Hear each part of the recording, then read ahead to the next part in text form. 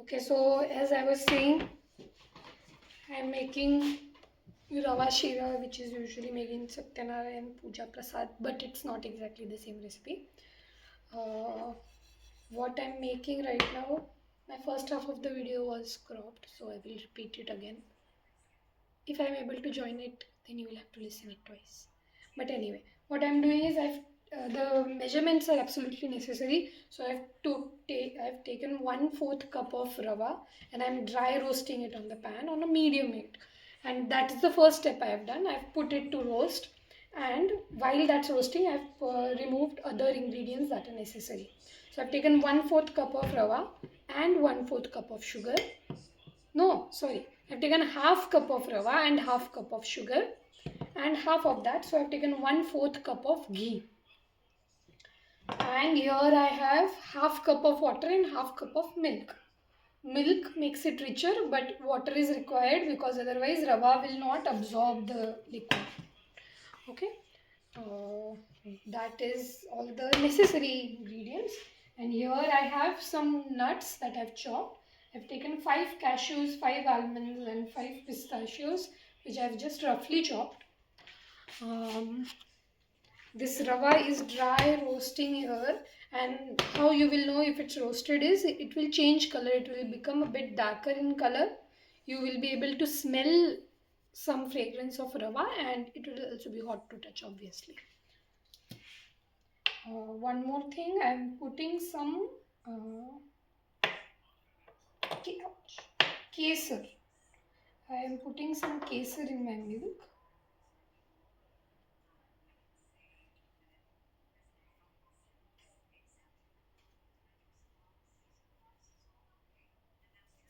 Okay. Yes. I will heat it a bit, but I'm just preparing the ingredients. And one more thing, I'll put some elaichi powder. So my rava, because I've already roasted it, so that is why maybe you won't see it, but my rava has already changed its color. It has become a bit darker. I can smell it and it's hot to touch. So now I will just remove this in a different bowl because I want to fry the nuts a bit in the oil. Only the nuts. Okay. So I have removed the roasted rava in a bowl. I will add my ghee here.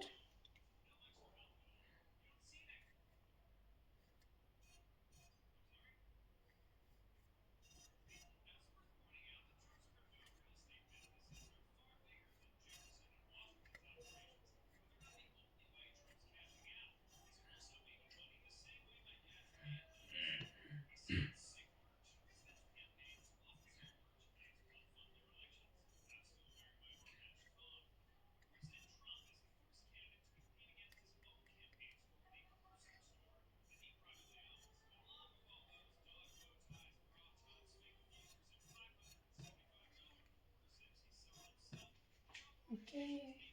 And I will add all my, no, I'll let it heat a bit and then I will add all my chopped nuts.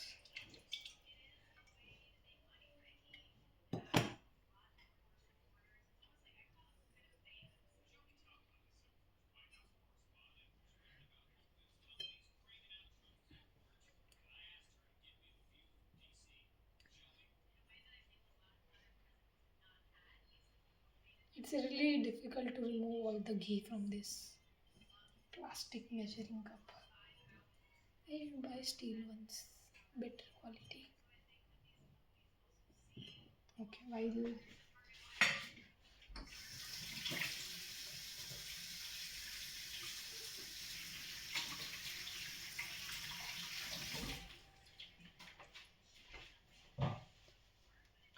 yes, now I will add all my chopped nuts in this ghee.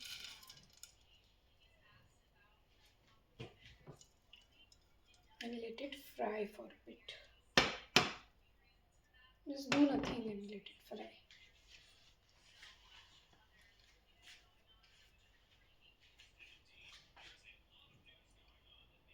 And I will also start here the stove for my water and milk mixture. What we want to do is we will add hot mixture in some time, not right now. And so our nuts have a bit of a head start, and now I will go in and put my roasted rava in it. Okay, and now we roast this, like again we have to roast this rava, but now this time in ghee. It's as good as shallow fry because there's lots of ghee. Now of course you can reduce the ghee a little bit and the sugar a little bit, and it's still nice, but the shira that you can make with these measurements is just too good, and I have tried both, so believe me when I say that. Okay, now we just roast this.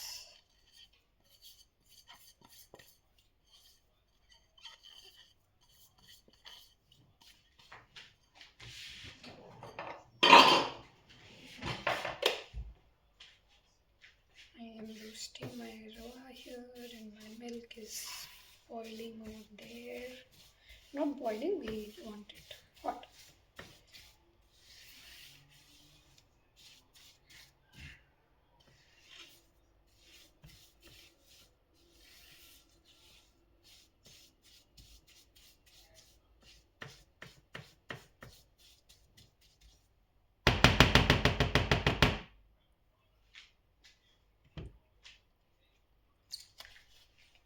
I don't remember when, so I will just put it now. I'm putting some cardamom powder.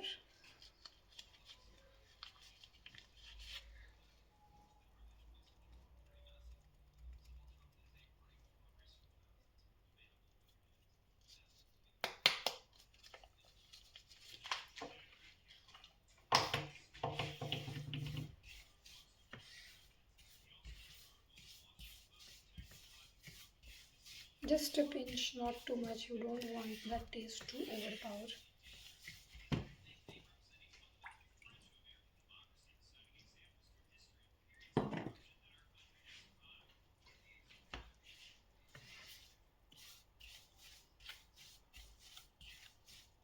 I can see some, I don't know if it is visible in video, it's probably not.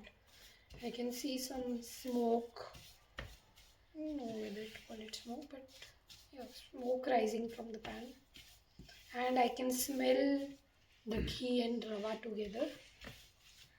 That's how you will know that it's being roasted nicely.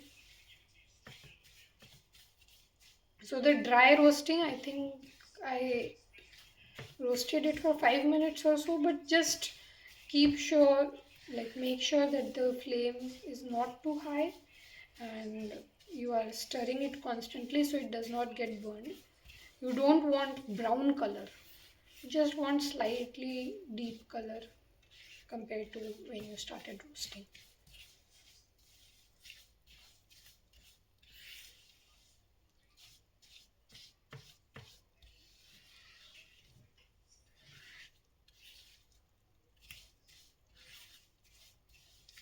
It's already smelling very nice and the color is also deep now. So I have to do my next step, which is to put this combination of water and milk which I have heated in this. Now this, you have to be careful while doing this because everything is very hot and it will splutter. So be careful while doing it. I have this milk and water mixture which I will put in now. This is what I meant that you should be careful.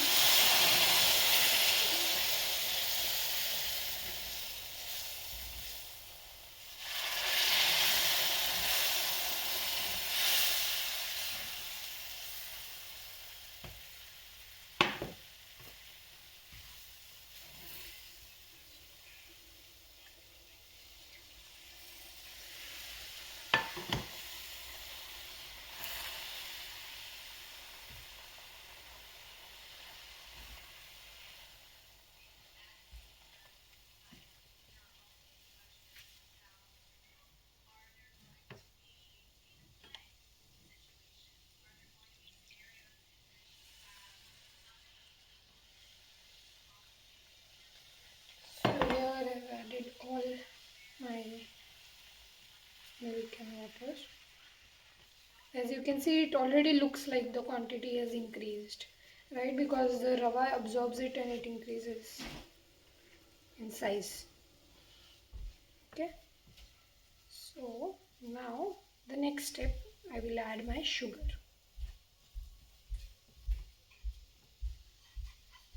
Now, as soon as I add sugar, the sugar will melt and the shira will become a little liquid, but it will again settle down in a bit. Just mix it up nicely. See, can you see? It's the sugar is melting and it's becoming a little liquid. Oh, you should be able to smell. I mean, I wish you were able to smell it. It's really nice.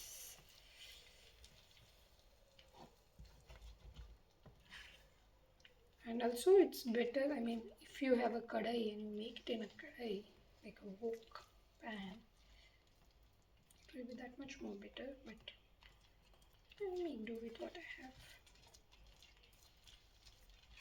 Just make sure there aren't any lumps. At this point, I have an electric stove, so I will switch off the burner. So there's still some heat, residual heat from the base. That is enough. Okay, that's it. Now I will close the lid and